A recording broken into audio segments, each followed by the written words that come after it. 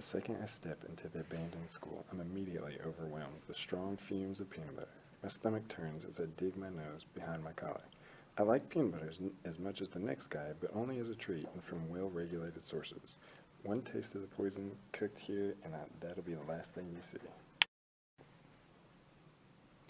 I walk my way toward the rickety staircase where another MUS officer is stationed. I flash my badge at him, head held up high.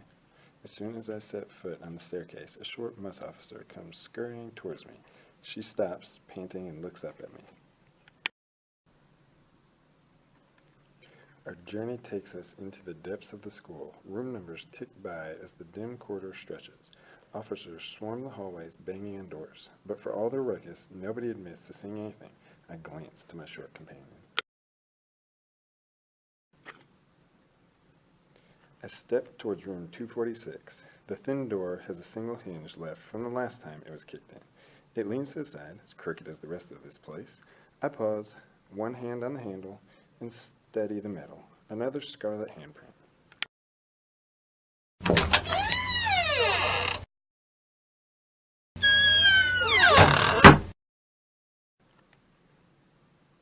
Pots and pans lie scattered around the room. Brown sludge covers the wall like graffiti.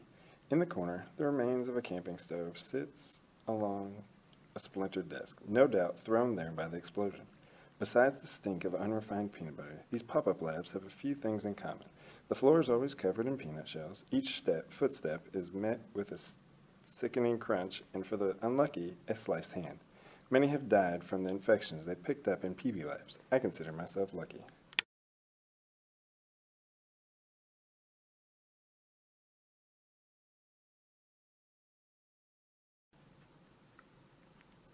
Unblinking eyes stare at the ceiling. His blood coats the walls above the closet, giving them their first wash in about a century. A long knife, its handle covered in red, protrudes from his chest like a flagpole, but the handprints by the side of the closet says he didn't go quietly. The fire-curled hair and crusty skin means he's the peanut butter chef. There's 1,000 reasons to kill a peanut butter chef. Maybe he was killed by a rival PB dealer. Maybe it was a PB junkie. I'd rather stare down the barrel of a hungry maniac than get caught between a nuthead and his next fix. Maybe one of the neighbors took matters into their own hands. The stench alone is enough to drive monks to murder.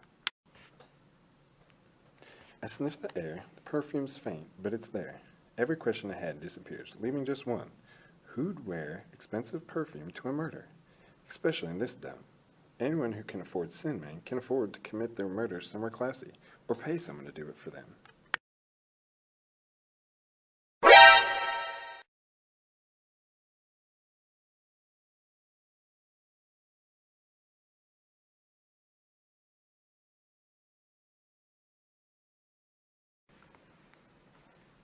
The blast of air from within reeks, but not of peanut butter. Instead, we're met with the stench of flop, sweat, and discarded memories.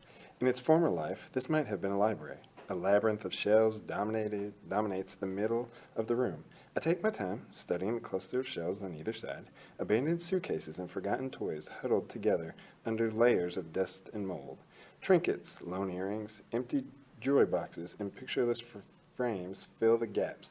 Leftovers from 1,000 lives. An empty jar twists my reflection into something not even my sweet mother could love. My eyes widen. Ice water floods in my veins. I know what lives in this labyrinth.